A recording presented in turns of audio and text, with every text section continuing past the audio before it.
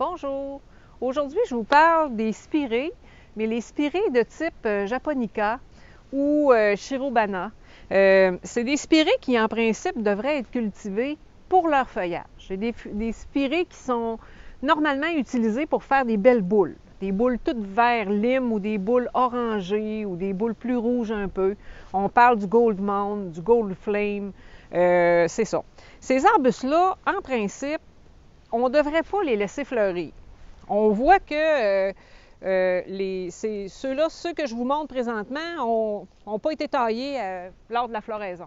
Pourquoi qu'on les taille avant la floraison? Parce que dans le fond, la floraison, c'est pas ce qui est l'attrait sur la plante. Son attrait, c'est vraiment la couleur de son feuillage. Plus on le taille, plus il est stimulé, plus il fait une belle boule, puis plus il y a l'impact qu'on voudrait qu'il y ait dans nos plates-bandes. Idéalement, ce qui est intéressant, c'est de ne pas les laisser se toucher. Alors, on va tailler nos boules de manière à ce qu'ils ne se touchent pas pour créer des répétitions puis du mouvement. Puis, évidemment, quand ils vont grossir en milieu de saison puis qu'ils vont vouloir commencer à fleurir, l'idéal, c'est d'enlever les fleurs.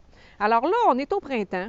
On peut voir que, malgré le fait que c'est quand même très feuillu, on peut voir que, à quelle hauteur qui étaient coupées les années antérieures, là. Fait que le meilleur outil qu'on peut utiliser pour faire cette taille-là, à mon avis, c'est la cisaille, le ciseau à gazon, ou appelez-le comme vous voulez.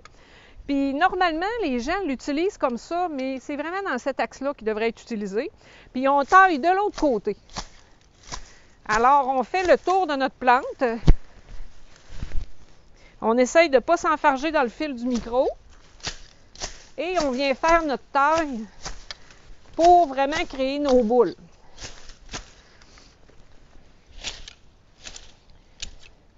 Voilà. Alors, c'est un peu ce que ça doit donner.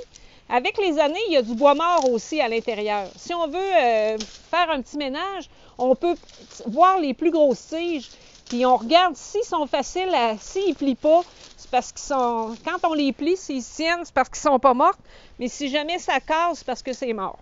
Alors, c'est un peu la taille qu'on doit faire sur ce type de spirée-là.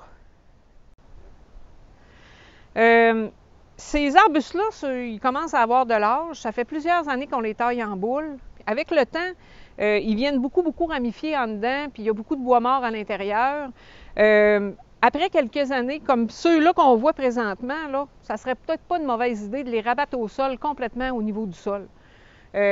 Normalement, dans à peu près un mois, ils vont être complètement reformés, puis ils vont être déjà très beaux cet été, parce que le système racinaire est aussi gros que la partie aérienne. Alors imaginez, là, si on taille avec les feuilles sortent, qu'on le rabatte au sol, aussitôt que l'énergie va s'enclencher, ils vont exploser, puis ils vont être très beaux déjà cette année. Il ne faut pas avoir peur de tailler, là. Même si ça semble radical, là, ça leur fait du bien, puis ça leur donne un coup de jeunesse.